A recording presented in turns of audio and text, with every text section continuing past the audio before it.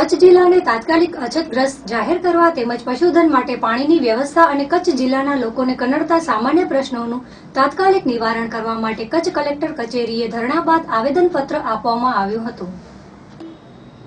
કચ્છ જિલ્લાની વર્તમાન પરિસ્થિતિ જોતા કચ્છ કોંગ્રેસ દ્વારા જિલ્લામાં હાલ અછતગ્રસ્ત જાહેર કરવા તેમજ પાણીના મુદ્દે પશુઓને પડતી તકલીફ નિવારવા અને કચ્છમાં અંતરિયાળ ગામોમાં શિક્ષકોની ઘટ તેમજ તલાટીઓની ખાલી જગ્યા ભરવા તેમજ કચ્છના આરોગ્યની બાબતે વહીવટી તંત્ર અને અખબારી તંત્ર દ્વારા વારંવાર ધ્યાન દોરવા છતાં કોઈ નિરાકરણ થતું નથી। આવા અનેક પ્રશ્નોનું ત્વરિત ધોરણે નિરાકરણ કરવા ભુજ કલેક્ટર કચેરીએ આવેદનપત્ર અપાયું, જેમાં કચ્છ જિલ્લા કોંગ્રેસના અગ્રણીઓ જોડાયા હતા।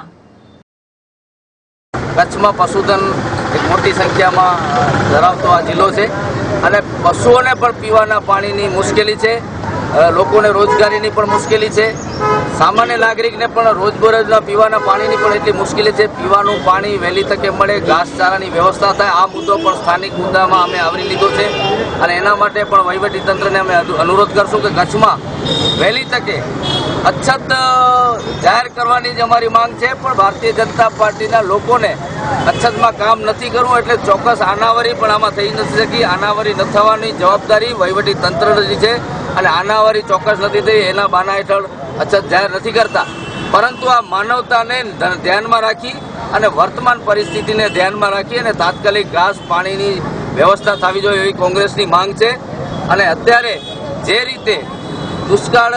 તરફ જે કચ્છ ધકેલાઈ રહ્યો છે અને એમાં કોઈ પણ પ્રકારની મુવમેન્ટ વહીવટી તંત્ર તરફથી અને રાજ્ય સરકાર તરફથી થતી નથી, આ દુઃખદ બાબત છે અને આ બાબતે જો ટૂંક સમયમાં કાંઈ કાર્યવાહી નહીં થાય તો આ પરિવારોને હિજરત કરવાની પરિસ્થિતિ ઊભી થઈ જશે એવી પરિસ્થિતિ અત્યારે દેખાઈ રહી છે।